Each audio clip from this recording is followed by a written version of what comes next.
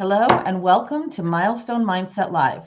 I'm Nancy Sargent, founder of Sargent Marketing, creator of the Milestone Mindset Blueprint, and your host. I'm here with Ken Lang. He is from KML Consultants, and we are here today to talk about overlooked opportunities on LinkedIn. Welcome, Ken. How are you? I'm doing well, Nancy. Thank you so much for having me. Oh, you're welcome. Ken, before we get started, I'd like to set the stage of what this show is about, who is it for, and what we hope you get from it. So, in general, I created the show Milestone Mindset Live that airs on all my social media outlets and then gets repurposed into a column on Medium to actually, number one, the goal of it was a visibility campaign for my business and for the guests that come on. And the guests are either alumni from my master classes, clients, colleagues and contacts, like Ken is here today. And it is my offering. It is free for anyone to consume, either live or at any time. The topics range from managing nonprofits to specifics like LinkedIn Today to people's experiences who have been diagnosed with early stage Alzheimer's and how they have met with that challenge in a milestone mindset way as well. So today, again, our topic is overlooked LinkedIn opportunities. And Ken and I'm going to say, met at an in person networking recently, but then we found out that we actually re met because we both know each other from back in the day working at the Record newspaper, which Mhm. both of us have fond memories of. Absolutely. Um, so let's just jump in. Ken, I would like you to first introduce yourself and let the folks here know why they should listen to you today. Well, thank you very much. Just a little background about me. I did KML Consultants. I started several years ago. I made a decision that I had some knowledge I wanted to share with people. I got really tired of working in corporate for a while. I got very frustrated by seeing what the challenges were. So I wanted to bring my take to things, and that led to learning about LinkedIn because LinkedIn is such an underutilized platform. But my challenge is most people really don't understand it, and it's through no fault of their own. So the joke that we all say is that LinkedIn does not have a help directory. We are the help directory, all of us, because we are the ones that kind of put out all the fires. And so you and I, we've had a couple of chats about it.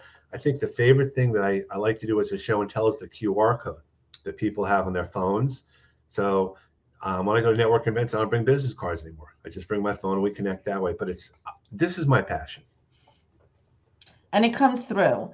And to be honest with you, I didn't know about the QR function when we met. And I was like, yay, this is so much easier now.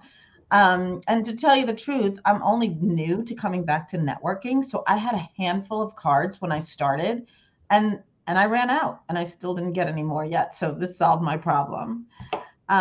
So Ken's background is very varied, and we'll weave that into the conversation.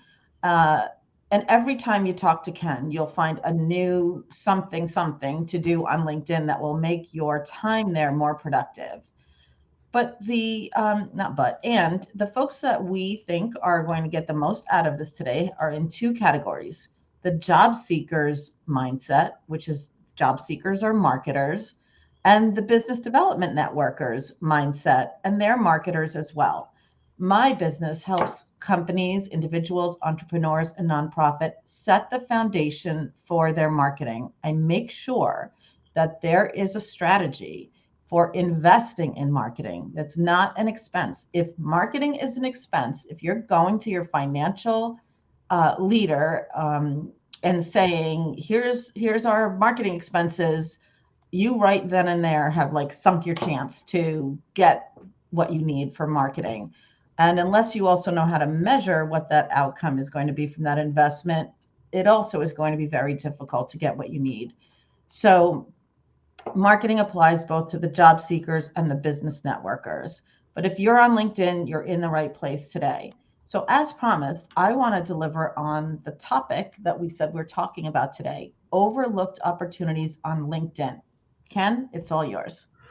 Well, there's so many different things about it. I think, first of all, Most people look at LinkedIn as a job board. If you think about back in the day, 15 years ago or so, Career Builder, Monster, LinkedIn kind of has taken on that presence, but LinkedIn is a database.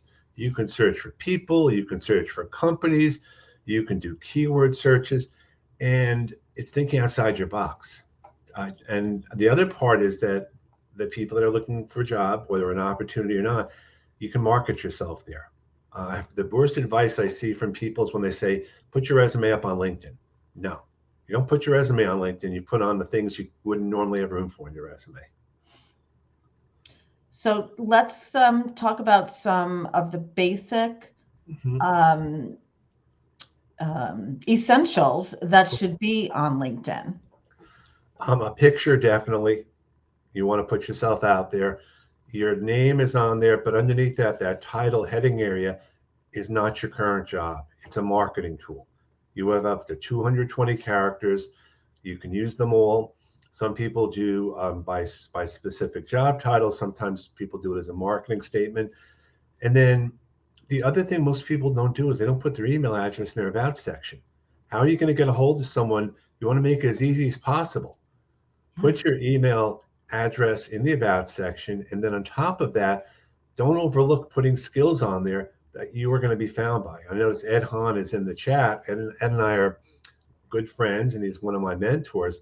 Don't assume a recruiter knows what to look for. I mean, they do searches all day. So you want to make it as easy as possible. You know what? Let's talk about also the job experience listings. I know that. So, for example, Sergeant Marketing, I founded that in a long time ago. And so I became a yoga instructor recently, and that's in my other information. But if I wanted to put that on the experience section, it would rise to the top. Do I really want that as the top? Probably not. But, and then how far back do you go with that job experience? Well, the job experience, you can go back as far as you want. But what you want to make sure about is with each of those experiences, you want to list specific skills underneath the jobs. You have your skills section at the bottom, but you want to include those skills within each of the jobs. And you talk about that you do yoga. I think the most important thing is you want to make your profile, your about section interesting. So there's nothing wrong putting it on there, but make those first 3-4 lines something that's going to grab someone's attention, because they're not going to see the rest unless they go to your profile. I mean, you're into marketing, so you know in many ways the missed opportunities that people have, when they're on LinkedIn or somewhere else. So one of the opportunities that I would like you to talk about, Ken, is engaging in LinkedIn. Now, everyone's busy. There are so many ways of marketing ourselves today. So I'm going to do a little coaching here and say, LinkedIn, Facebook, Instagram, TikTok, email, all that, they are not marketing. It's not places to put individual marketing. You have something you're talking about at a given time, and you have a finite amount of time to do it. If you're a business networker or a job seeker, this is one of the tools that you're using. So number one, put on your calendar at least one time a week to go on LinkedIn and engage, search by company, search by keywords, and comment on something, and not just congratulations, hey, great. I've heard 5 words, 8 words, but create a full sentence that it shows that you can contribute something to the conversation. You can do this if you're in college, early in your career, mid-career, ready to retire. Add to the conversation, creating value. That's what marketing is today, create value.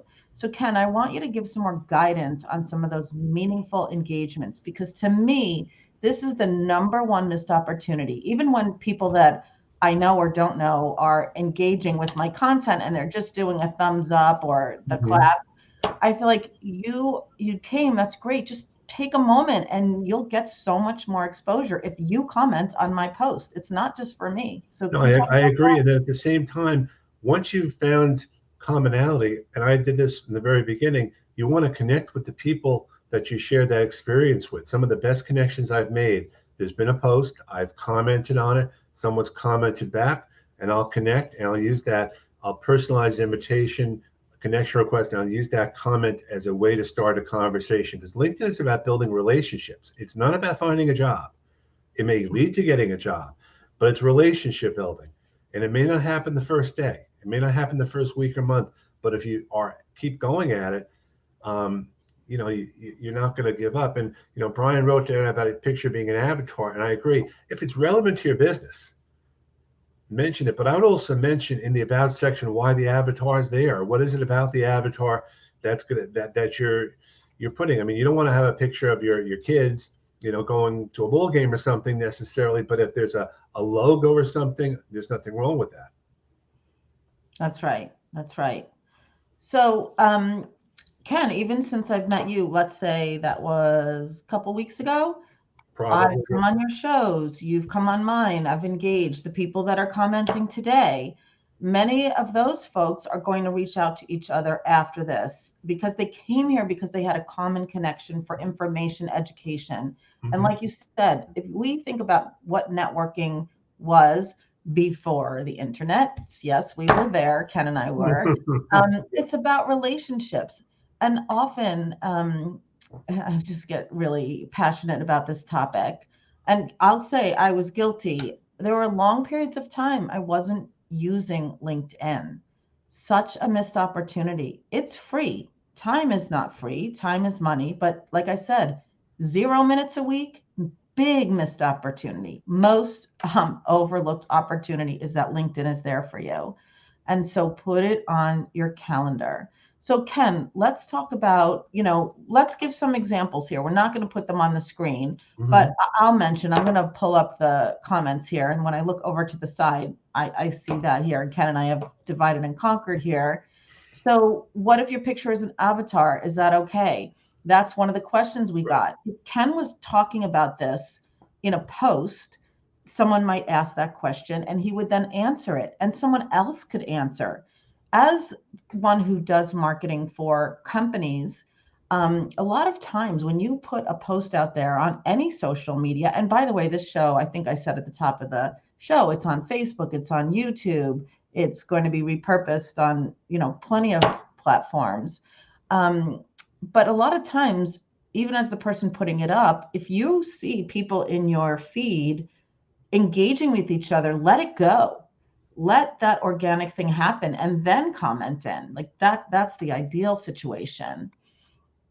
I think one thing I'm saying, one example I actually give one of my job search groups. I said, let's create a poll together.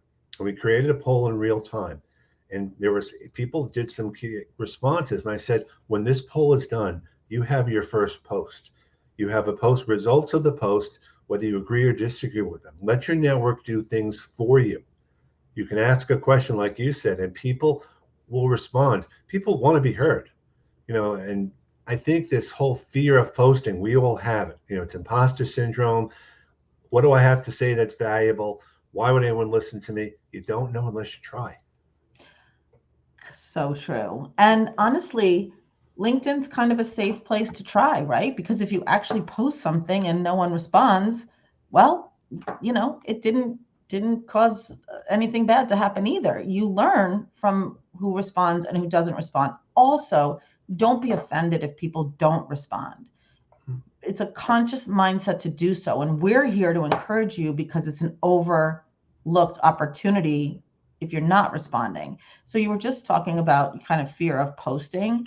So one of the big opportunities is networking with unknown contacts from all over the world, if you'd like. In the past, you needed to go somewhere to network. You need to spend a lot of time and a lot of money. Now, let me say networking where you do actually spend money to belong to a group or go to an event, very, very valuable because there's an investment there and the people that are doing so also want the give and take.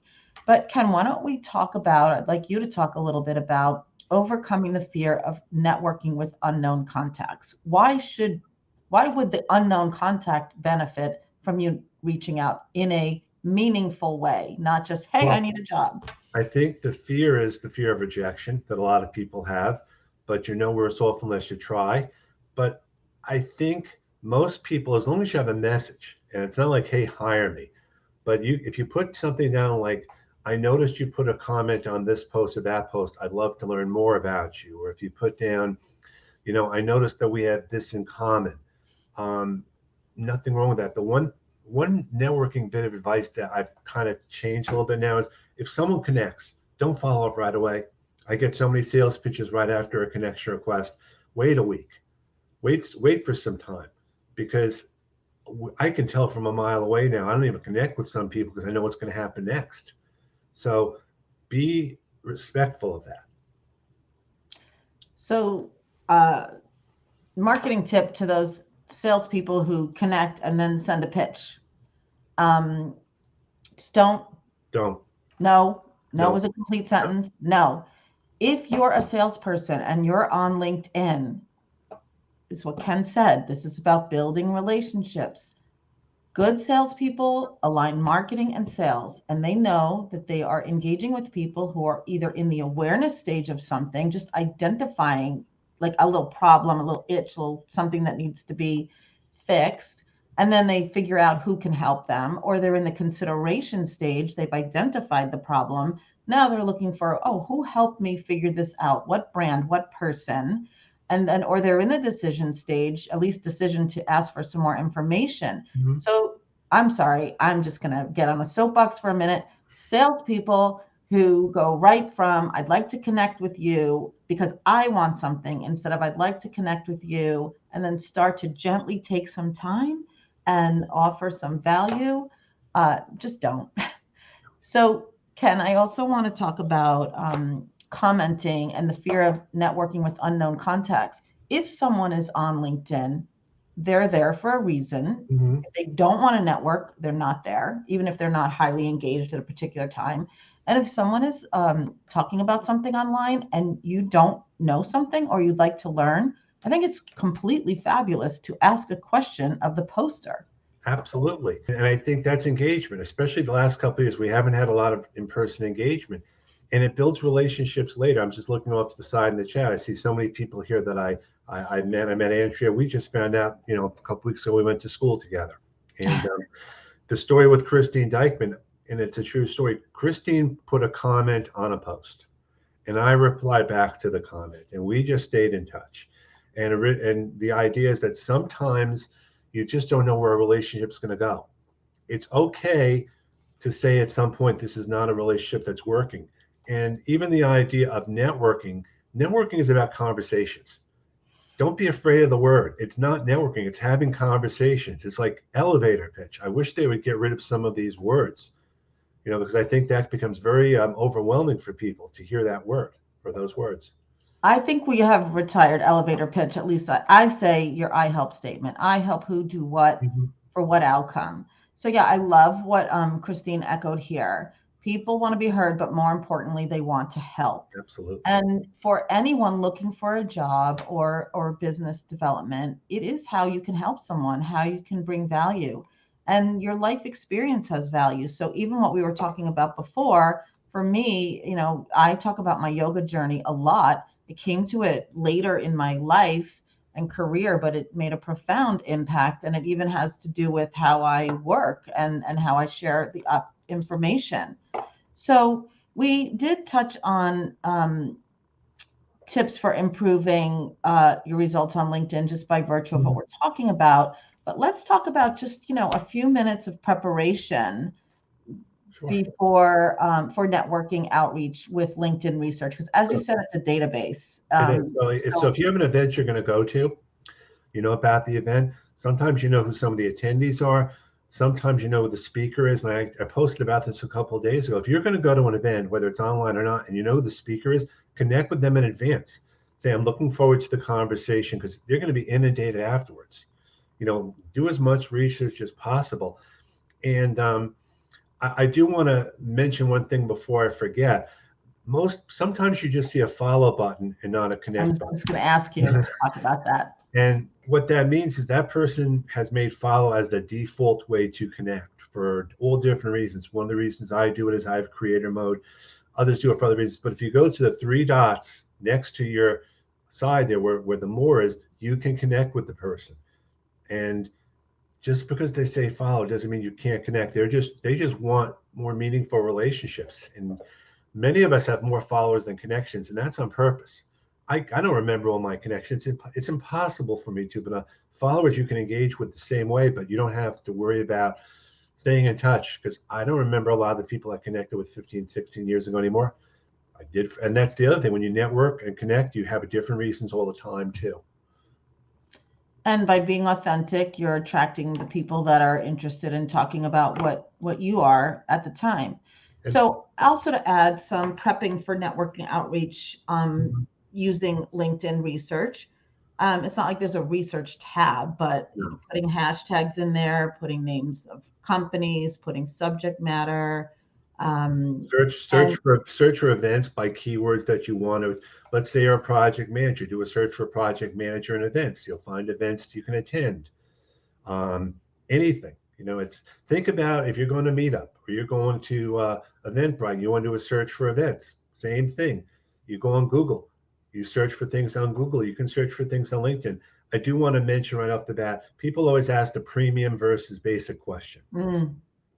You don't need premium to do everything that we're talking about here. Premium does have some advantages. And for those people on the call, I think LinkedIn still offers 30 days free. If you're in the military, they offer a year free premium also. So when in doubt, ask questions of us, the advantages. But basically, you can get by with basic. Most of us do for a while. I do because I need to know certain things to be able to answer certain questions.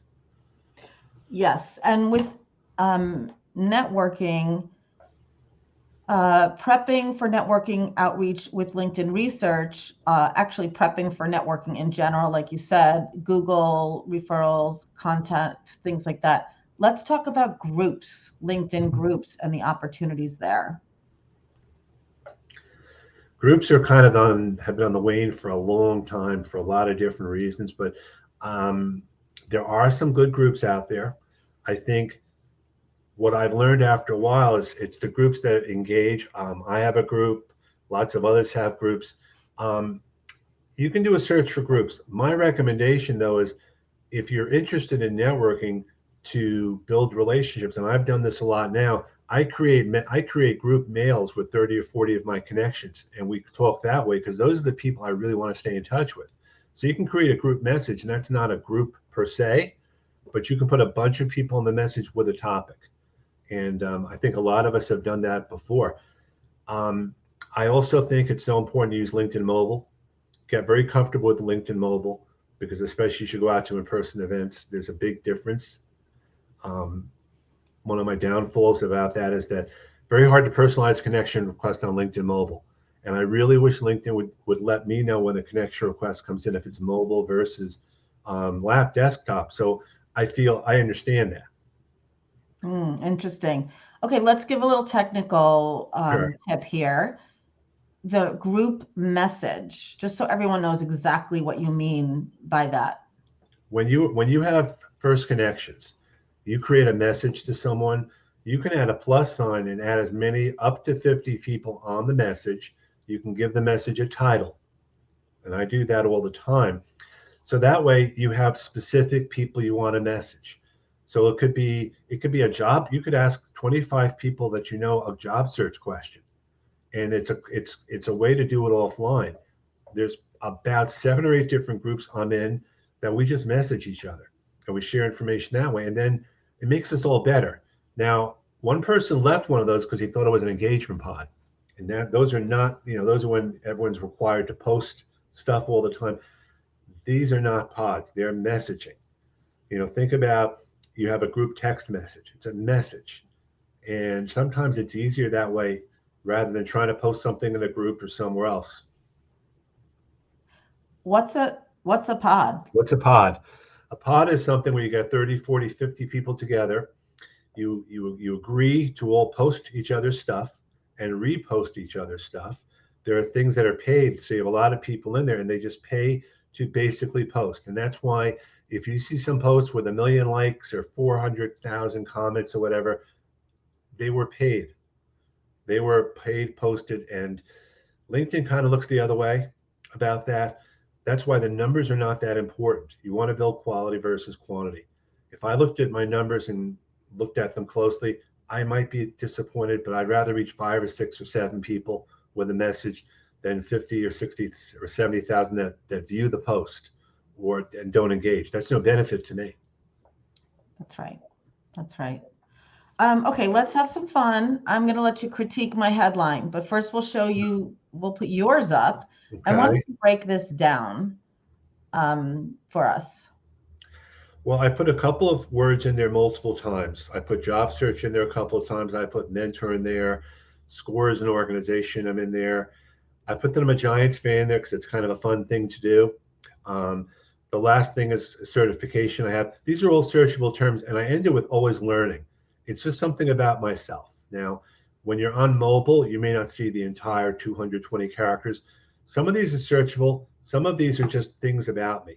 And I use an asterisk. There's different ways to do it. I've heard talk that if you use a slash or something else, it may affect the searching. I don't care at the end of the day. I want you to find me, and I want you to do some things. And I tweak this. Change your headline every once in a while. Go to your dashboard, because I put things in there and I'm being found for things I didn't realize I was being found for. Okay. Here you go. Have at it. I mean, it's perfectly fine. I mean, it's a tagline, and there's nothing wrong with a tagline. The speaker and yoga teacher. I think there's nothing wrong with that. I mean, and I mean that. I'm just wondering when it says marketing for straight tree, just helping small to mid-sized businesses and offer skyrocket for that's a tagline. And I mean, I don't know. I haven't looked at your picture in the background, but if you had a piggy bank with a broken piggy bank or something to maybe bring that together, maybe speaker and yoga teacher. I'm not sure I'd put that in the headline unless you want it there for some reason. I mean, because it's you. Like, I put Giants fan to have fun with it, and same with yoga teacher. I'm critiquing this in a way, and I don't have I'm asking you to do it. Free advice. Yeah, I mean, again, I think it's great. I do think that different people, and this is the thing with those, we'll have different ideas about things. I mean, there's some people that do the emojis in there, and some people that do other things in there. There's people that actually put a space or a caret or something before the name, because that affects the amount of spam type connections they get, because they can't be picked up by automation. So they may put like an asterisk or a slash or something. I've seen people do that. And that's all good advice. I think I have to go back and see what picture I have there. You have to go and look at your dashboard and see how you're being found. Right. Okay, well, we're going to save that. That's a great way to pick up another conversation. Sure. So, Ken, again, our topic today was overlooked opportunities on LinkedIn.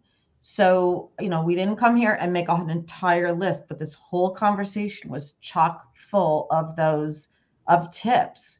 So, I want us to close today. I will close this out at the end, but the payoff. What's one thing someone can do today to improve the value that they're getting and giving on LinkedIn? I think the best way to start is to start engaging with people, start relationships. Definitely want to make sure your LinkedIn profile has an email address. You want to fill out an about section with more than just 2 or 3 lines. Look at it, and this is what I say all the time. It's like if you and I are talking now and you tell me things that are not on your profile, I'll say, why aren't they there? It's a way for you to market yourself. People are so afraid to talk about each other. It's non-intuitive. But if you don't toot your horn, who's going to? Thank you. So just because a Jets fan by marriage, I'd say I am. It's not like I'm completely a follower. But it's very rare when we can say to Giants fans that the Jets fans are doing well, at least relatively speaking. So just feel like putting that plug in there. That's okay. I mean, we are in 2 different conferences. If we ever meet in the Super Bowl, it'd be a different conversation entirely. It's kind of like Mets and Yankees fans, although that did happen. But, but in all seriousness, if you could join a New York Jets LinkedIn group. First groups I joined here was a Giants LinkedIn group, and we shared that bond. So you just never know. And you know what? Let's just say why you would do that, right? And I think you were talking about this on your show yesterday. Join those groups of like minded people because, again, this is relationships. We're human beings. They all work somewhere or they have worked somewhere. So, again, you can't spread yourself. I'm going to sum this up saying you can't spread yourself too thin. Please do not look at marketing as a separate message in all different mediums. You say it in a different way. You might go on one versus another. But if you're looking as a small to mid-sized business or nonprofit for marketing strategy and marketing implementation, my contact information is below. If you're looking for some digital help, and especially for LinkedIn, Ken's contact information is here. Comment in the feeds, look us up, message us, etc. So I want to thank you, Ken, so much for being a guest today. I will definitely be asking you to come back, and And sure that you should plug that you're going to be on mine November 29th. You're joining me then. I So am. Yes, I am. And we will, and I can't wait to do that. So, to everyone who watched today, don't be afraid to comment in LinkedIn or anywhere. Get out and network. Keep your relationships up when you are happily and gainfully employed, as well as when you're not. And for anyone who knows anyone who's looking for a job or out of work right now, be supportive. Um, Sometimes just, a hello, how are you doing is all that you can and should offer if you don't really have another way to move it along. But just, how you doing? How can I be of help? And that just might be going to get a cup of coffee. and take care So, of yourself. If you've lost your job, take care of yourself. So important to take care of yourself. A day or two is not going to make a difference because you want to feel good about certain things and you lose control during job search. So, make sure that you take care of yourself and your situation, as much as possible. and the yogi in me is going to tell you, please take care of yourself every day. All right. Namaste, Ken. I will chat with you soon. Yes, take care. Okay. Bye.